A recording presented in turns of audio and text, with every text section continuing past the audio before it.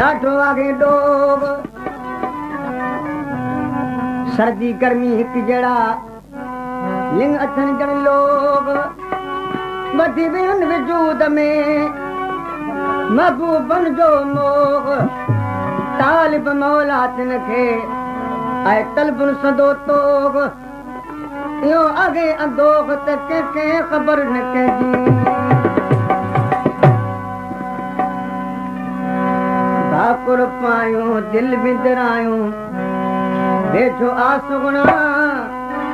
संगती साथी पूजा भूखे ॾींदा पिया बिगड़ा संगती साथी पूजा भूखे ॾींदा पिया बिगड़ा भाकुर पायूं दिलि विंदरायूं वेठो आसुगुणा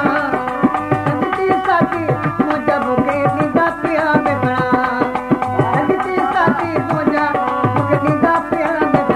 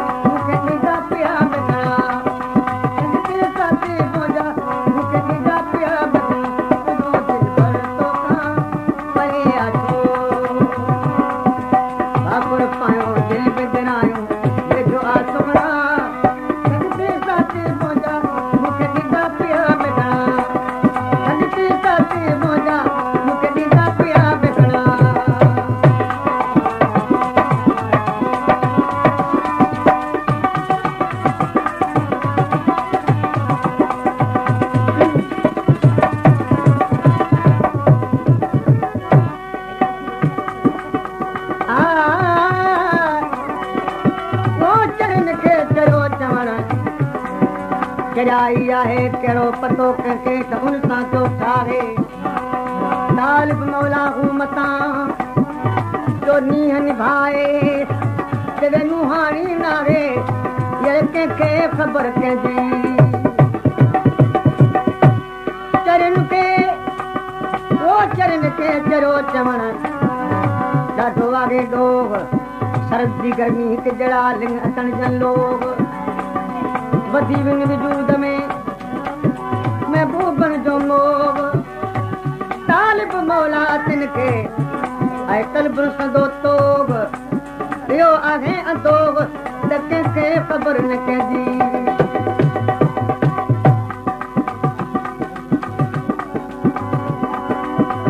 तोखे पढ़ायो आहे कॾहिं तो मूंखे सतायो आहे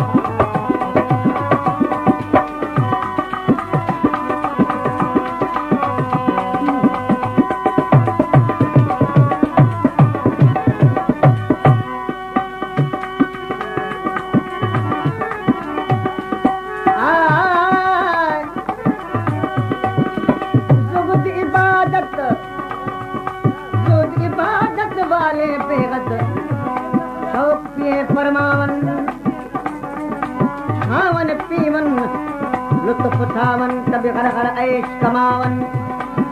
अस सारे जहान विच एक यार किता तब लोग खड़े गुरबावन तालिब मौला ओ पे दर्द जड़े बल बल शोर मचा